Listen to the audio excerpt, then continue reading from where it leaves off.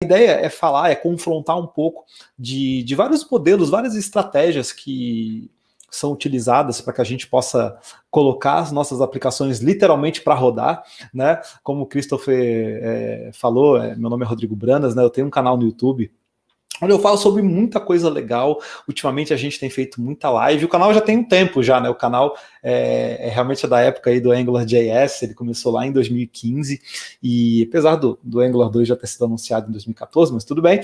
E ultimamente a gente tem feito muitas lives. As lives começaram no início do ano passado, de lá para cá já foram 43 lives, geralmente aos domingos.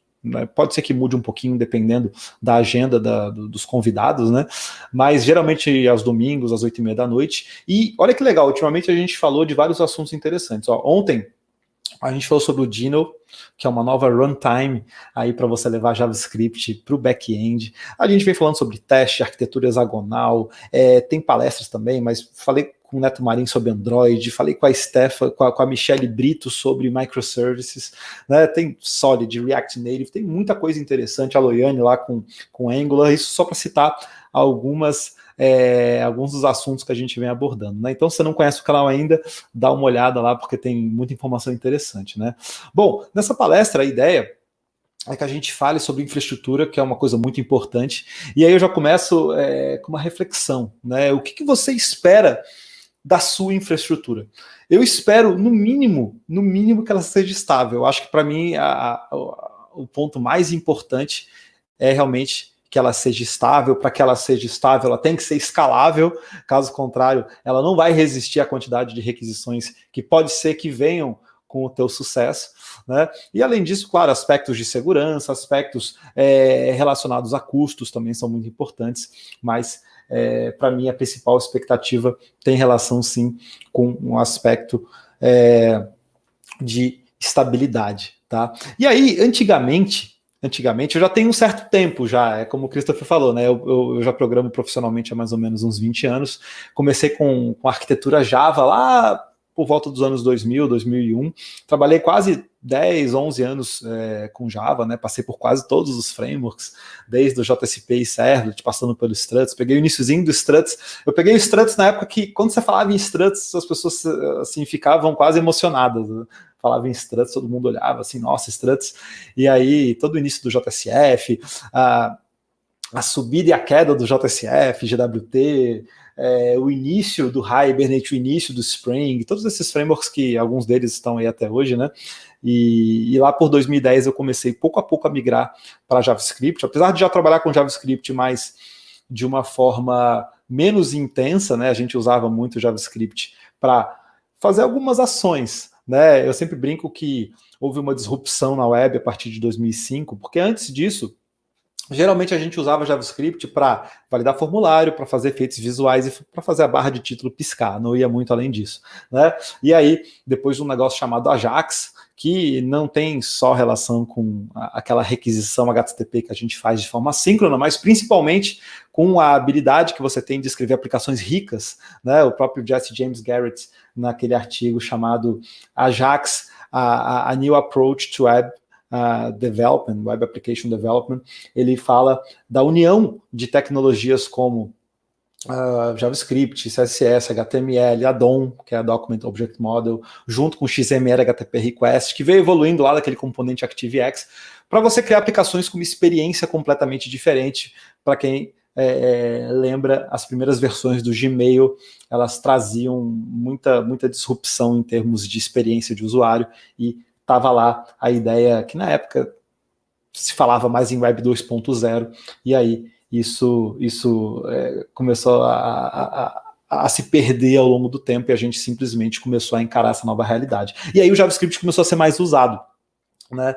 E aí a gente começou a ter aplicações que renderizavam no back-end, só que usavam muito JavaScript no front-end. A gente passou por uma fase bem ruim, onde tinha muito código.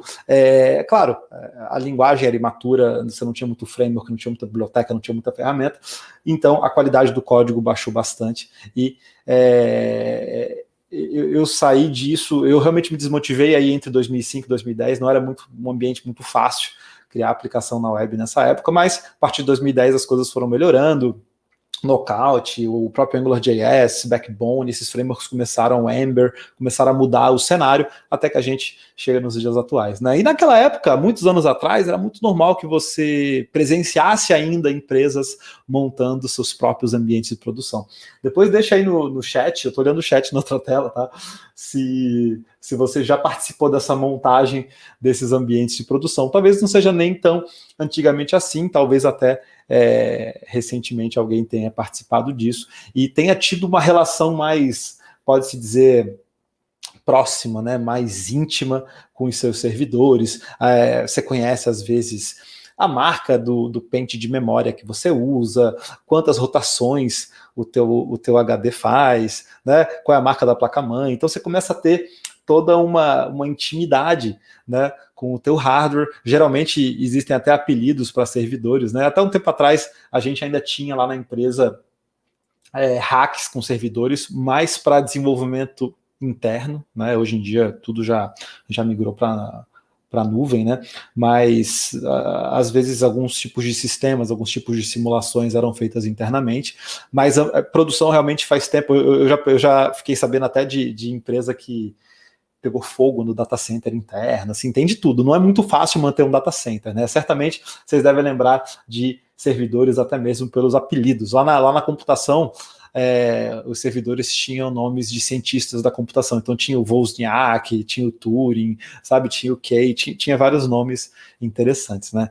Bom, quando a gente fala de serverless, é importante que a gente pense sempre sobre um viés econômico. Tá? Eu acho que o primeiro aspecto que deve ser entendido em relação à infraestrutura é o viés econômico, porque eu sempre digo assim, uma das disrupções do serverless, existem outras também, tá no paradoxo da reserva de recursos. Claro que com o tempo, quando a gente saiu da infraestrutura física e começou a se mover para a cloud, isso já começou a mudar, porque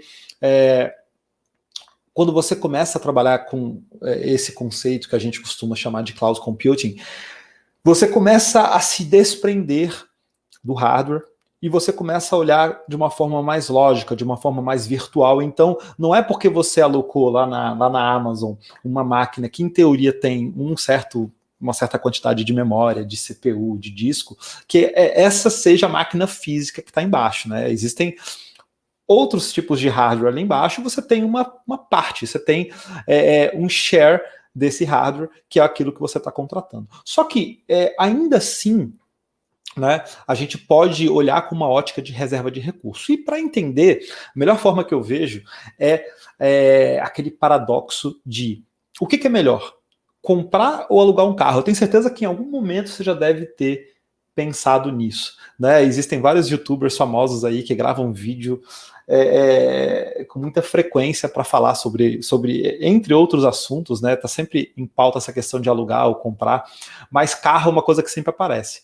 E eu vou mais além, né? O que é melhor, alugar, comprar ou usar um transporte compartilhado? Pode ser um táxi, pode ser um Uber, pode ser um ônibus, pode ser um metrô, pode ser um trem, depende um pouco do que está disponível aí na tua região, né?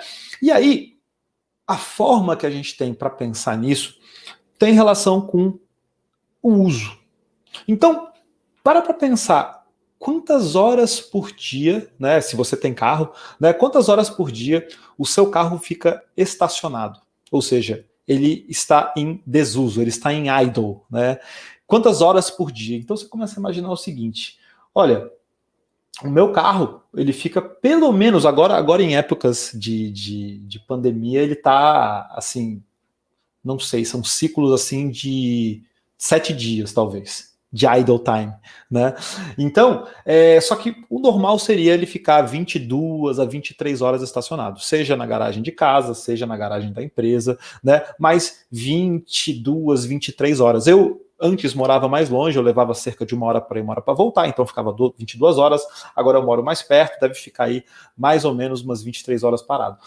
Aí você começa a pensar, poxa, será que faz sentido?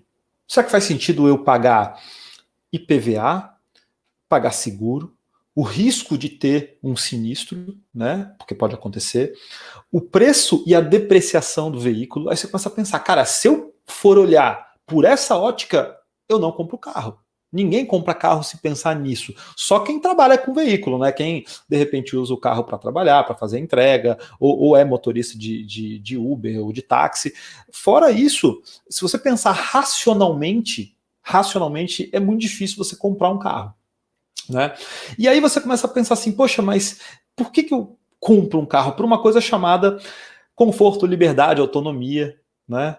Esse é o aspecto. Eu tenho o carro a hora que eu quiser, eu mesmo dirijo o meu carro, eu posso, se eu quiser, rebaixar esse carro, se eu quiser mudar as rodas desse carro, eu tenho a possibilidade de fazer isso. Então as pessoas, muitas vezes, têm um carro por isso. Porque se você botar na ponta do lápis o preço que você paga para estacionar, para manter, para pagar os impostos, para depreciar, você realmente não toma essa decisão. E não se engane, porque alugar um carro geralmente também não faz muito sentido, tá? Pensa comigo. Eu não tenho carro, eu vou alugar um carro aos finais de semana para ir passear, por exemplo, né? Você vai continuar deixando o carro 20 horas parado. Ainda que você viaje para uma cidade não tão próxima assim, você vai, sei lá, dirigir 6 horas e as outras 18 horas o carro fica parado na garagem do hotel, né? Fica parado na rua. Então, a conclusão que a gente chega é que, dependendo do modelo econômico que a gente quer adotar, a gente vai ter um grau de desperdício.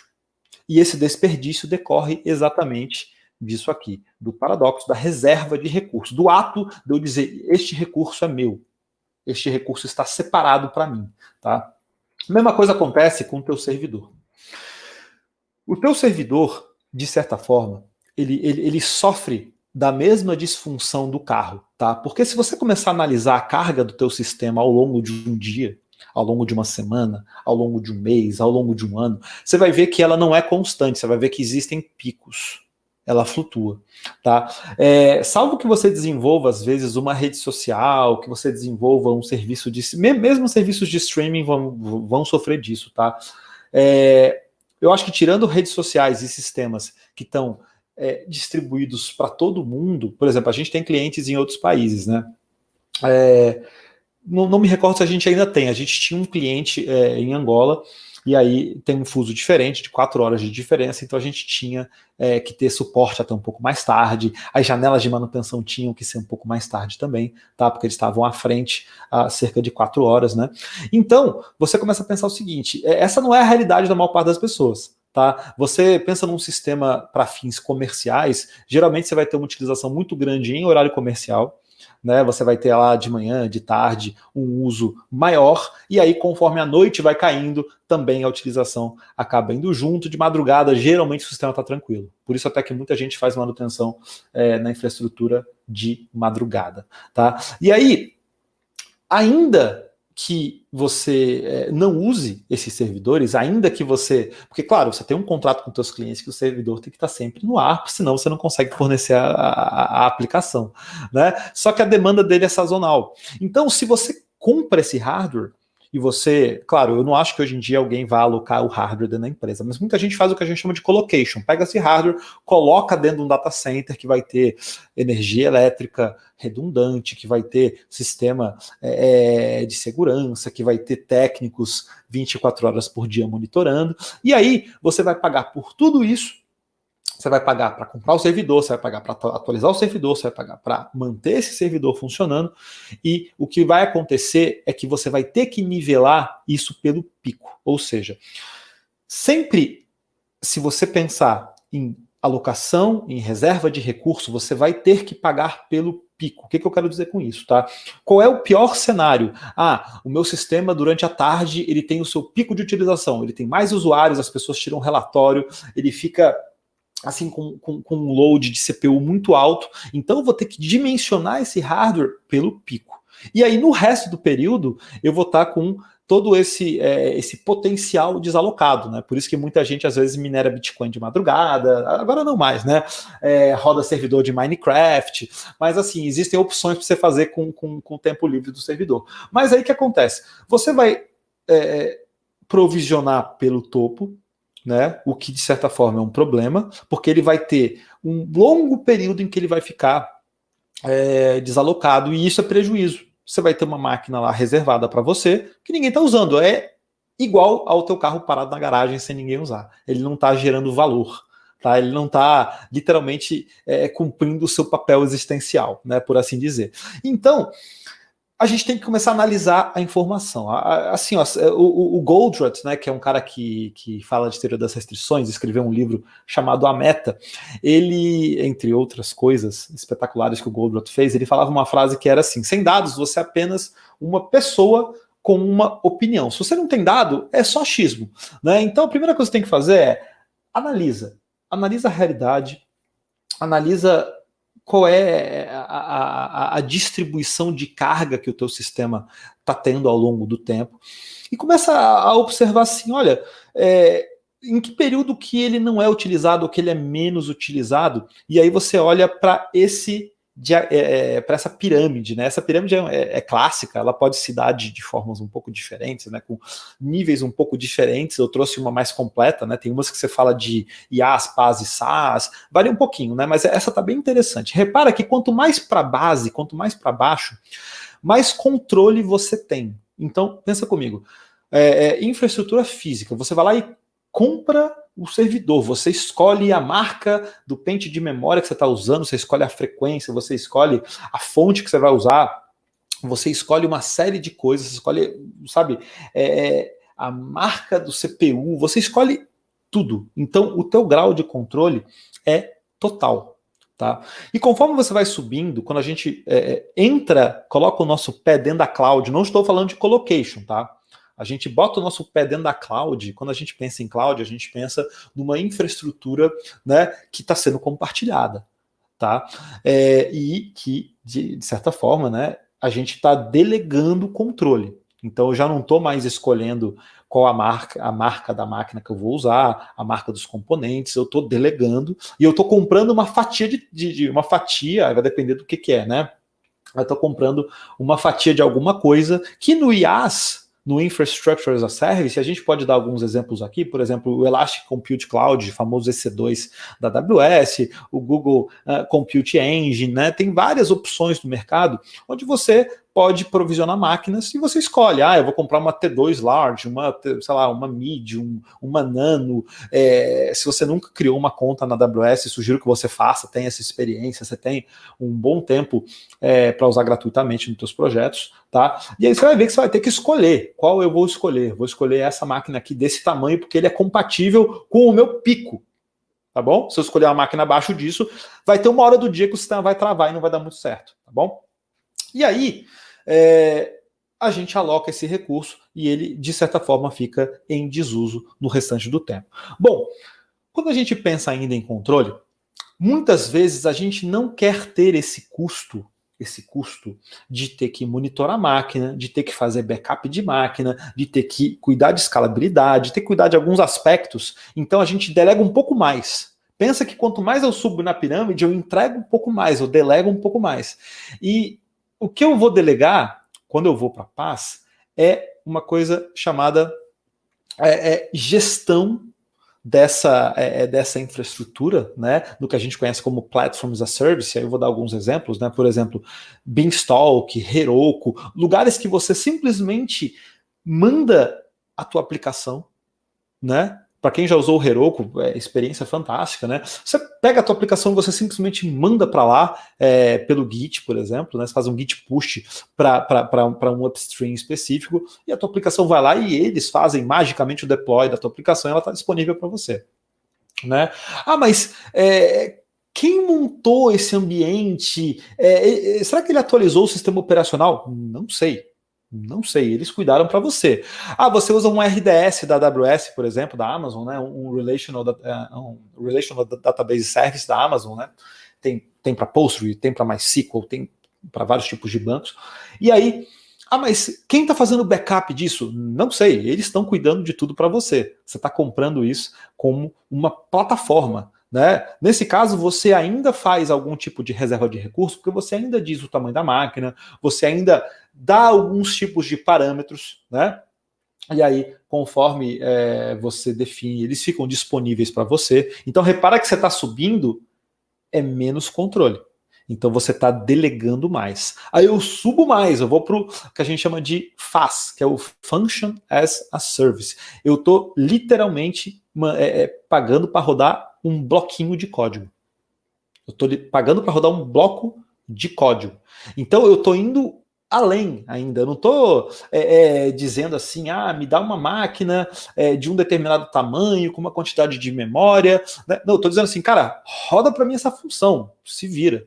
Menos controle ainda. E o SaaS, que é o talvez que a gente conhece mais, né, que é o Software as a Service, aí você tem um usuário e senha. Aí você tá ali, você compra, por exemplo, um Salesforce, você tem um usuário e senha. Você não sabe sequer em que aquilo ali está escrito, tá bom? Então, quando a gente pensa em serverless, o nome às vezes ele pode ser meio equivocado, porque ele não quer dizer que não tem servidor. Da ideia, né? A serverless tem menos servidor. Não, tem servidor pra caramba. Nunca teve tanto servidor. A questão, eu até traduzi um trechinho do que a AWS fala sobre serverless, né? Que é um tipo de arquitetura que permite que você transfira, olha que interessante, você transfere responsabilidades operacionais para, entre aspas, a nuvem, né? Para o seu provedor de nuvem, para o seu cloud provider, para que você foque, para que você se concentre no seu core business, né? Para que você aumente a sua agilidade, a sua inovação. Tá bom? Então, para startups, às vezes, que estão começando, por que você vai se preocupar, né, em, por exemplo, provisionar máquina, instalar sistema operacional, atualizar sistema operacional, pacotes, montar ambiente de produção, balancear carga, monitorar, se preocupar com segurança? Já parou para olhar o trabalho que dá e o conhecimento que é necessário para você viabilizar todas essas responsabilidades? E repara só, isso que eu estou falando aqui é em relação a IaaS, tá? Em relação a IaaS. Eu não estou falando em relação à estrutura física. Se você for ter que comprar o hardware, cuidar da locação, cuidar da SLA, aí você está ferrado. Aí bota uma lista muito maior de responsabilidades. Queimou um disco, o que você faz? Entende? Então, a situação se complica bem mais em termos de responsabilidades. Quer dizer que você não pode fazer? Pelo contrário, pode sim. Como eu disse, tudo é uma questão de análise econômica. Tudo é uma questão de você priorizar ações. Se eu fosse, por exemplo, um minerador de Bitcoin, eu investiria em estrutura física. Se eu fosse, por exemplo, um Dropbox, eu investiria em estrutura física. Tá?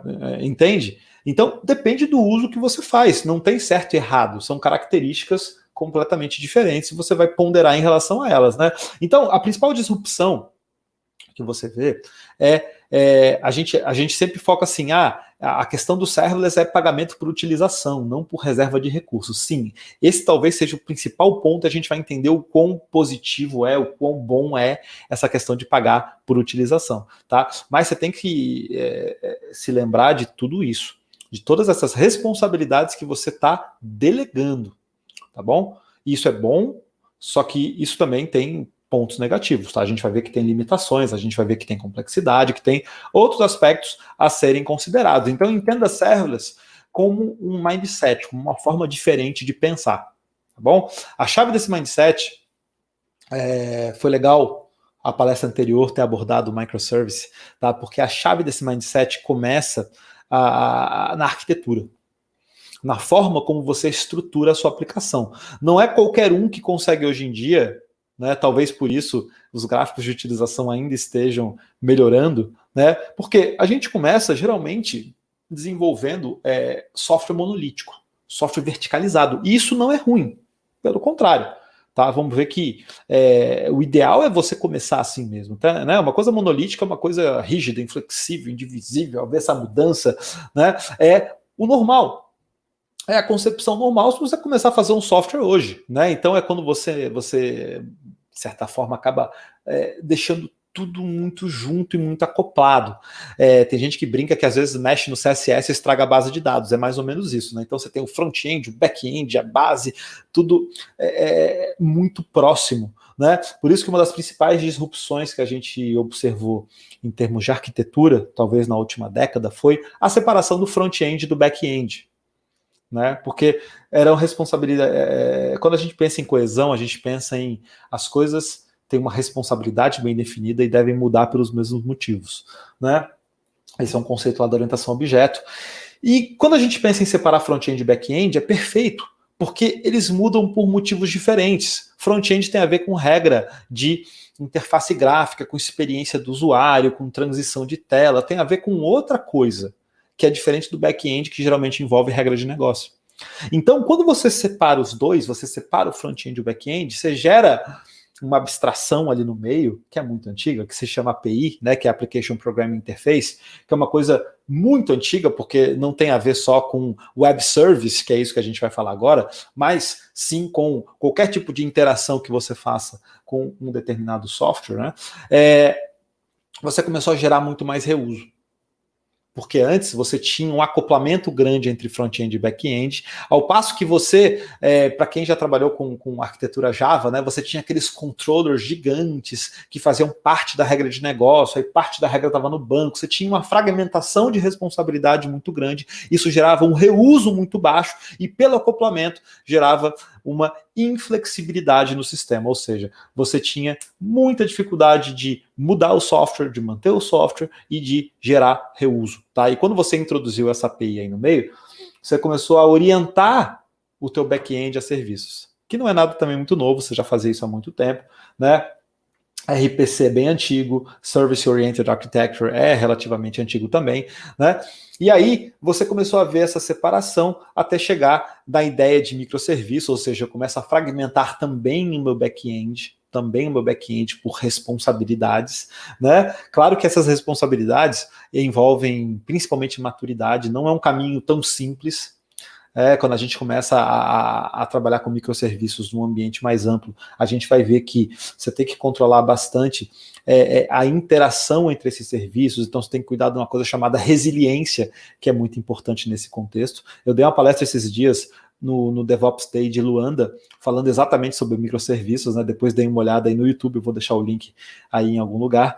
E o Martin Fowler, ele tem um artigo que é fantástico, que fala exatamente sobre isso, sobre Monolith First, né, que basicamente diz o seguinte, resumindo a história, né, os projetos bem-sucedidos de microserviços que ele já viu, eles começaram como um monolito, e os projetos que não deram tão certo assim, tentaram começar desde o início com microserviço. Claro que se você já tem muita experiência, se você já tem muita fluência no domínio, é mais possível fazer isso. Agora, o ideal é que você deixe o tempo trazer a maturidade, né? Aquela coisa de deixar decisões arquiteturais to the last responsible moment, né? Para o último momento possível. Isso já é uma coisa que a galera do ágil fala há bastante tempo, né? Então esse é o gráfico, né? Se você vem por um lado, você começa no monolito e vai separando aos poucos. Você pode usar Domain Driven Design, o Eric Evans já falava lá dos Bounded Contexts, né? E se você tenta direto ir pelos serviços, talvez você tenha mais dificuldades. O ponto é que, por que a gente está falando de microserviço, né? Porque para que a gente possa aproveitar mais uma arquitetura de serverless, eu tenho que ter algum grau de separação de responsabilidades na minha arquitetura.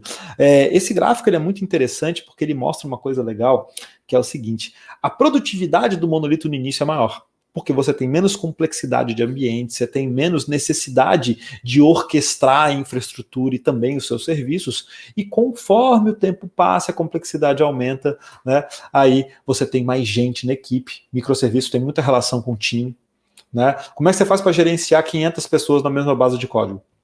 Sem que elas se matem, sem que gere problemas de merge épicos, né? Você divide a aplicação. Então é exatamente isso que esse gráfico mostra, né? Conforme a complexidade vai aumentando, os microserviços têm uma produtividade maior, tá bom? E aí a gente começa a entrar num negócio chamado Function as a Service, né? Que era o topo da nossa pirâmide, né, que é o cerne da nossa discussão de hoje. E aí, eu até deixei essa definição propositalmente em inglês, tá? Porque ela tinha tanto termo técnico que para traduzir esse negócio ia dar muito trabalho, né? Então, olha só, a function runs, uma função roda no que eles chamam de stateless compute container, né? Então, entenda isso como uma espécie de máquina, uma espécie de ambiente, tá? Que não tem estado, é o que a gente chama de um ambiente efêmero, né? Quer dizer que você não pode se prender muito no que está embaixo. Você não pode, eu vou gravar um arquivo aqui no disco, eu vou deixar uma coisa aqui em memória, eu vou criar um singleton. Não. É uma coisa que sobe e desce o tempo inteiro, tá? E é por isso que ele permite que você tenha uma escalabilidade muito alta. Tá? Então, para quem já usou Docker, para quem já usou containers, tá? É uma ideia mais simples do que uma máquina virtual, mais ágil do que uma máquina virtual, tá bom? Que são disparados, olha lá, ó, event triggered, são disparados por eventos, né? E aí existe um evento, algo aconteceu, vamos discutir esses eventos na sequência já, que fez com que a sua função executasse. Olha que legal. Vou dar um exemplo bobo. Eu tenho, de repente, que renderizar um avatar. Vamos pensar assim, eu crio um usuário novo na aplicação, e aí eu tenho uma imagenzinha que tem, de repente, uma cor, tem letras, tem um bonequinho, tem alguma coisa que eu quero renderizar dinamicamente. Aí, de repente, pensa comigo, poxa, se muito usuário começa a se cadastrar ao mesmo tempo, como isso é uma atividade que a gente chama de CPU intense, né? Ela tem a capacidade de elevar o load do CPU, porque, claro, ela consome bastante, já que ela tem que renderizar a imagem.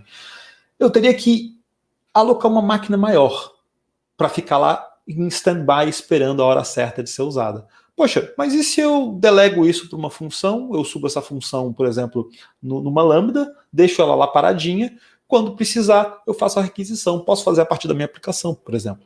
E aí, mando isso para uma fila, de repente a fila invoca essa função. Quando terminar, joga num bucket do S3, que é um ambiente de armazenamento de arquivos. Está lá a minha imagem pronta.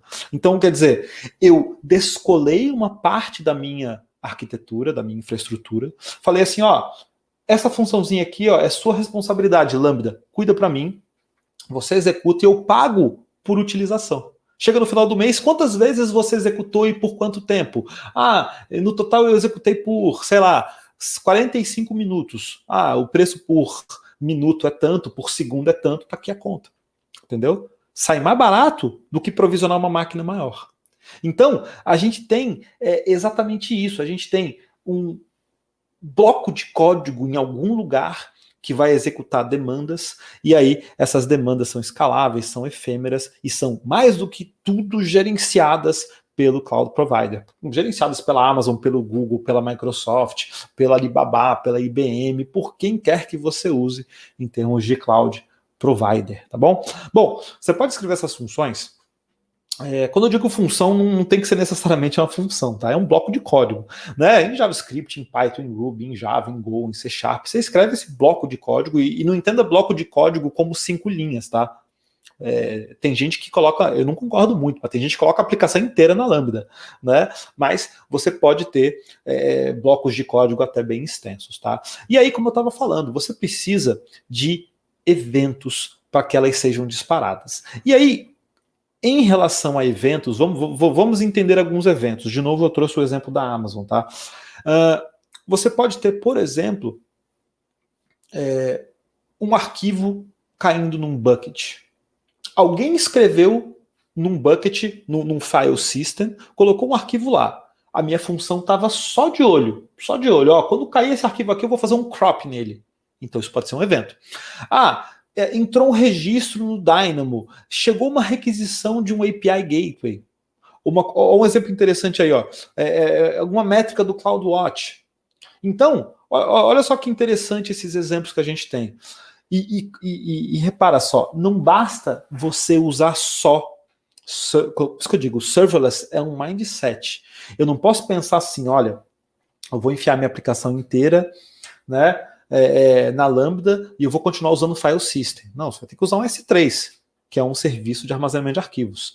Eu vou continuar com o meu banco de dados lá na minha máquina do mesmo jeito. Você vai ter problemas, porque conforme você vai escalando a infraestrutura de uma forma containerizada, né, pela Lambda, pela Functions as a Service, você vai engargalar o teu banco. Então, assim, você tem que pensar em toda a infraestrutura para que tudo junto faça sentido quando existem essas dependências. Tá? Então, olha só esse caso que interessante. Eu fui lá no S3, eu coloquei os arquivos estáticos da minha aplicação, então, deixei eles acessíveis publicamente, vinculei no meu domínio, eu recebi requisições de um API Gateway, essas requisições chegaram lá na Lambda e gravaram dados do DynamoDB. Pô, legal, montei aqui uma aplicação web toda serverless, né? Ó que legal, o ETL, por exemplo, essa ideia de fazer extract, transform and load, né? Eu estou tirando dados de um lado para o outro, fazendo uma transformação. Então, chegou alguma coisa no Dynamo, eu disparei a minha Lambda, converti o dado, fiz alguma coisa, tirei um snapshot de um event source, joguei lá no Redshift, por exemplo, que é um outro banco de dados, né? Esse caso é fantástico, olha que interessante. Você usa um CloudWatch, que está lá monitorando a aplicação, gerou um alarme, um servidor caiu, por exemplo, um servidor teu caiu, por qualquer motivo, né?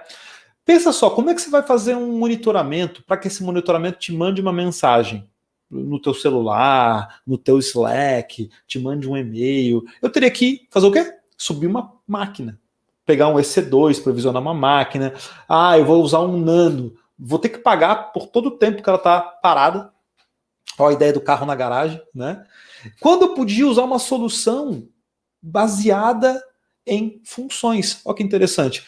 Eu tenho um alarme sendo gerado no CloudWatch. Esse alarme aqui me mandou para uma fila, né, para um tópico. Isso chegou na minha Lambda.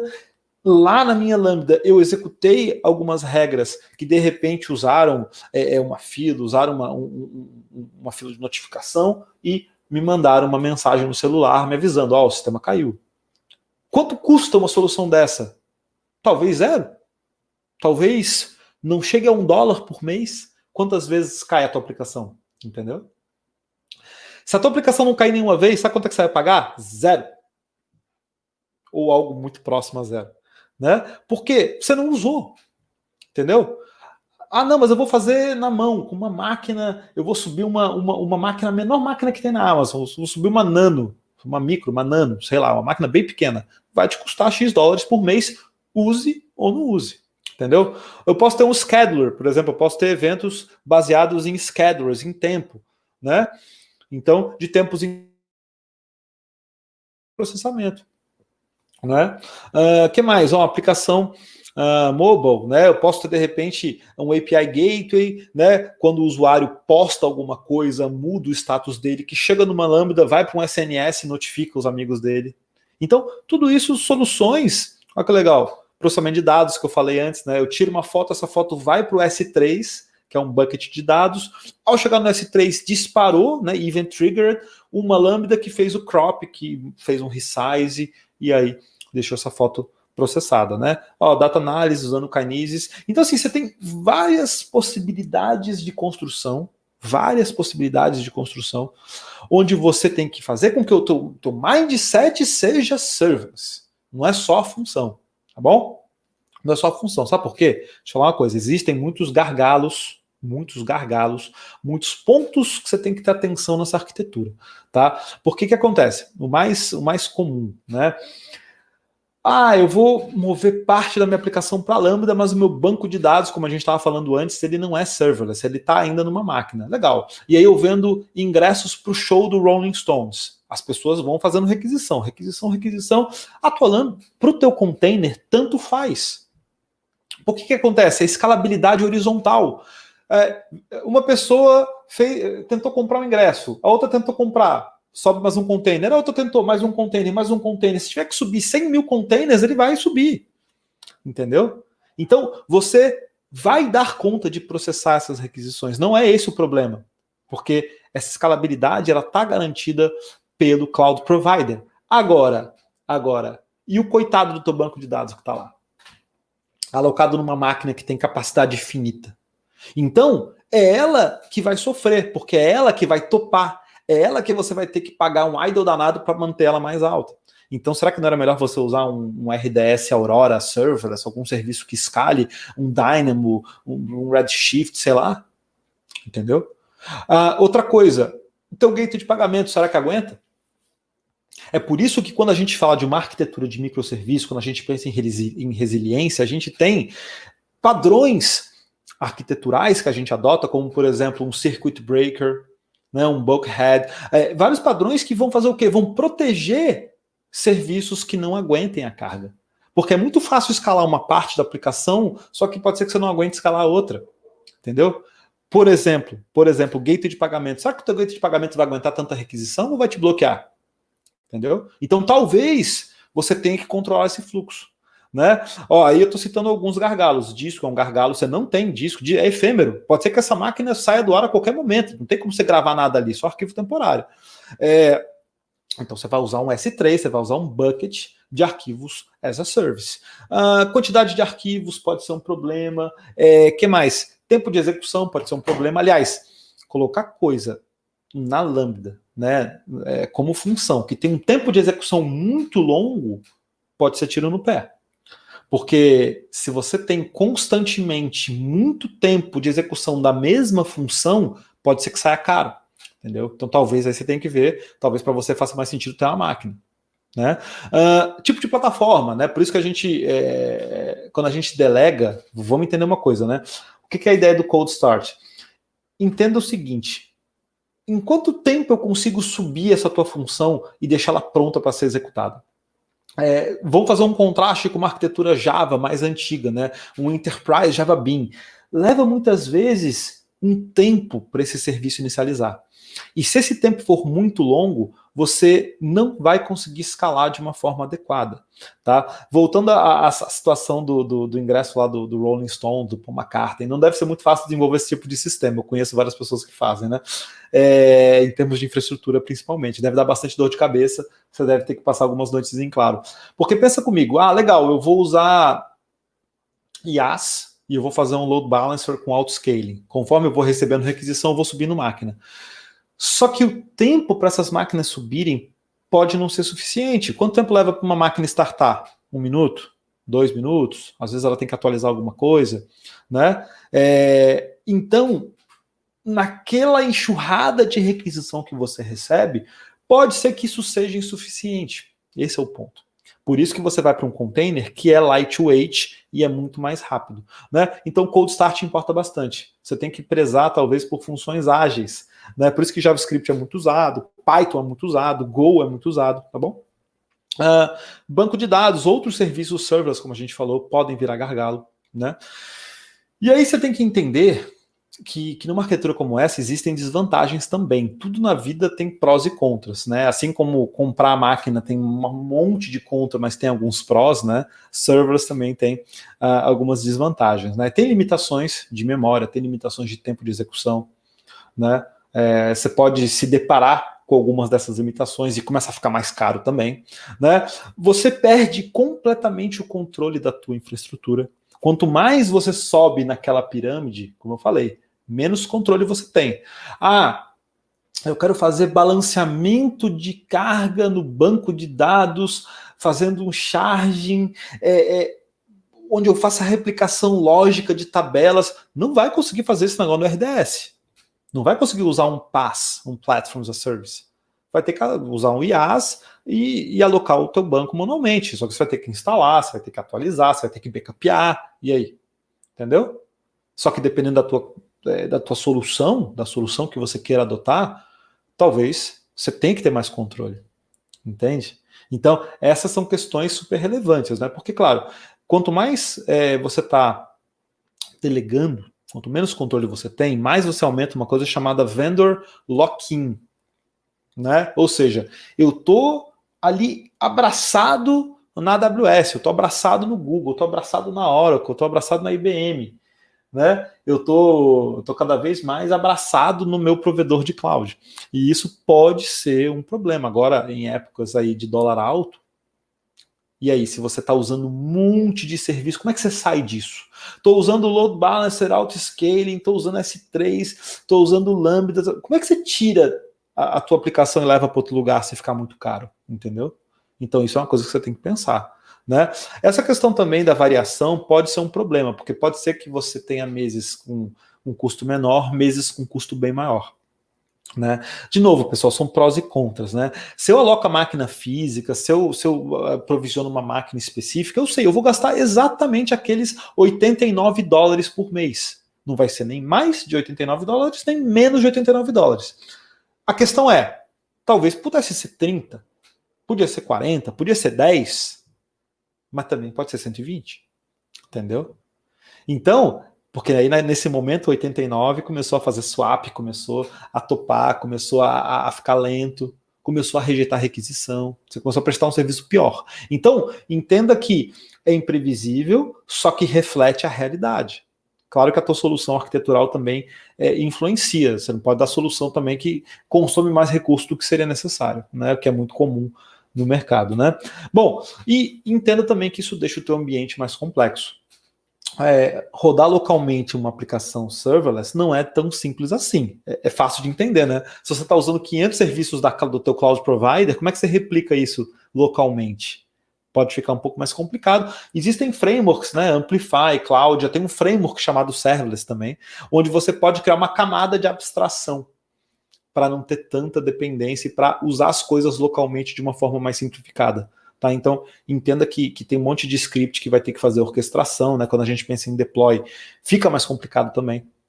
Como é que faz o deploy de uma aplicação, de repente, no Google, sei lá, Cloud Function?